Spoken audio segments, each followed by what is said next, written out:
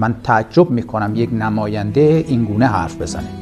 و از این بدتر که ایشون برمیگرده میگه کسانی که دنبال موسیقی هستن، دنبال آلات موسیقی هستن، از کشور، از مملکت برن. شما چی کاره اید؟ به شما چه ربطی داره؟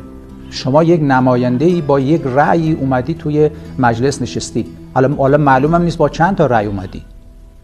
اونم باید تحقیق بشه ببینه با چند تا رأی اومدینشون تو مجلس نشست. به شما چه ربطی داره که برگردی بگی که کسانی که دنبال موسیقی هستن از کشور برن؟ برای آقای نماینده میخوام اینو بگم، توی هلند در سوله‌هایی برای گاوها موسیقی پخش میکنن و شیر اونا 2 برابر میشه.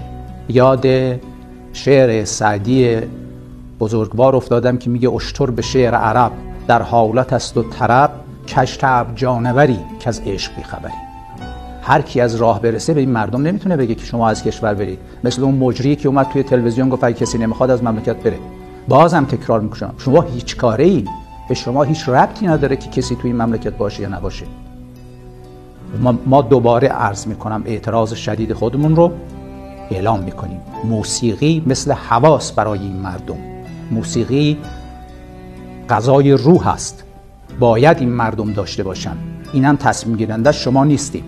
و در آخر هم یک موضوعی رو خدمت این آقای نماینده عرض میکنم، اونم اینه که سیاستمداران در هر جایگاهی باشن. البته اینم توی پرانتز بگم، من فکر نمی‌کنم ایشون سیاستمدارم باشه، برای اینکه اگر سیاستی داشت همچین گافی نمی‌کرد، همچین حرفی رو نمی‌زد. سیاستمداران در هر جایگاهی مهمانان تاریخن. ما هنرمندان میزبانان تاریخیم. اونایی که رفتنی هستند آقای نماینده شما هستید، نه ما. و السلام.